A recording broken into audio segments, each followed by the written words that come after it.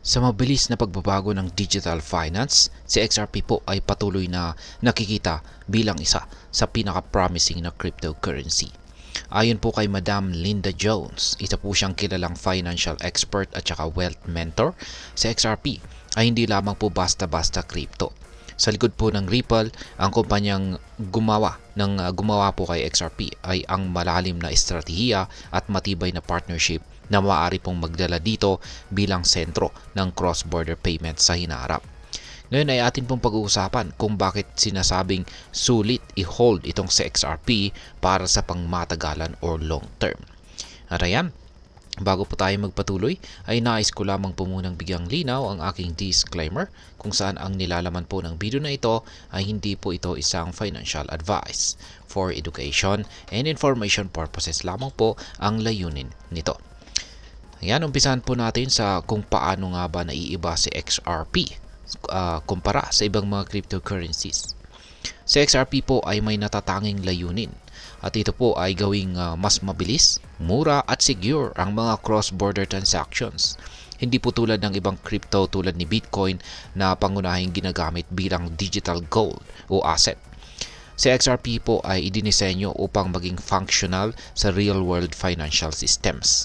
Sa madaling salita, si XRP po ay hindi lamang para sa mga investors, kundi pati na rin sa mga malalaking bangko at saka financial institutions.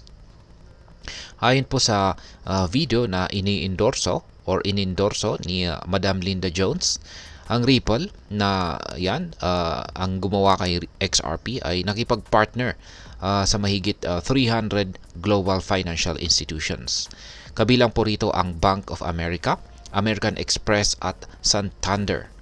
Ito po ay isang patunay na ang technology ni Ripple ay hindi po haka-haka lamang, kundi ginagamit sa aktwal na mundo.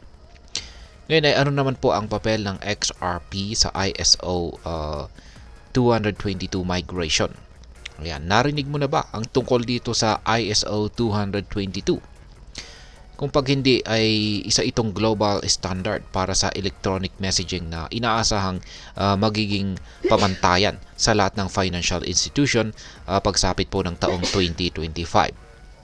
Sa larangan po ng digital payments, ang Ripple ang unang miyembro ng ISO 222 na nakatuon po sa paggamit ng DLT o Distributed Ledger Technology.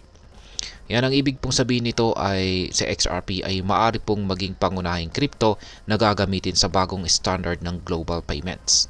Hindi lamang ito nagpapataas ng kumpiyansa kay XRP, kundi pinapakita rin na ang Ripple ay bahagi ng isang mas malaking plano para sa hinaharap ng digital finance. Ngayon ay ano naman po ang papel ng Ripple sa international initiatives? Bukod po sa private partnerships, si Ripple ay active na rin sa international initiatives na tulad po ng Better Than Cash Alliance. Kasama po rito ang mga kilalang organization tulad po ng Bill and Melinda Gates Foundation at Clinton Global Initiatives. Ayan. Ang Better Than Cash Alliance ay naglalayong isulong ang United Nations Sustainable Development Goals sa taong 2030. Isa po sa mga proyektong ito ay ang Carbon Credit Solution, kung saan posibleng gamitin sa XRP bilang pangunahing token. Ang ganito pong uri ng participation ay nagpapakita na si Ripple ay hindi lamang nakatutok sa kita, kundi pati na rin sa social impact. Ngayon ay sino po ba ang bumubuo sa Ripple team? Ang lakas ng anumang kumpanya ay nakasalalay din sa team na nasa likod nito. Ang Ripple ay may hanay ng mga eksperto mula sa gobyerno at financial sectors.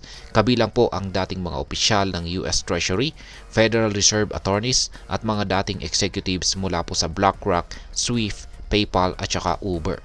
Ayon po sa video, ang malalim na kaalaman at karanasan po ng team na ito ang siyang nagbibigay ng kumpiyansa na si Ripple at XRP ay may kakayahang maging bahagi ng global financial system sa loob ng maraming taon.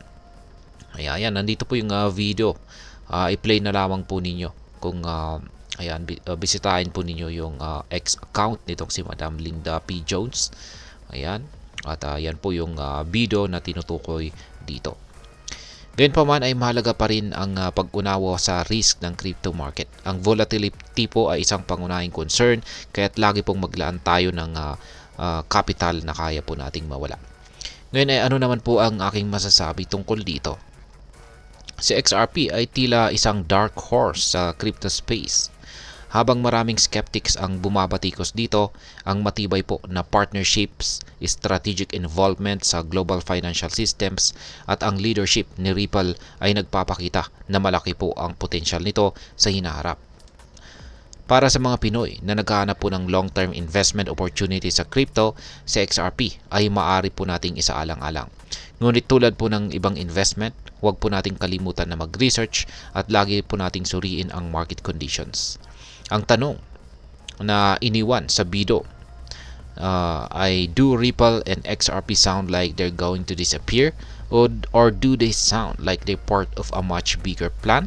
Kaya yan po yung tanong, isang bagay na dapat pag-isipan nating lahat. At hanggang dito na lamang po tayo sa video na ito, mga ka-crypto. Sana po ay inyong nagustuhan ang aking paliwanag sa video na ito. Kung inyo po itong nagustuhan, pag-click lamang po ang like button nito.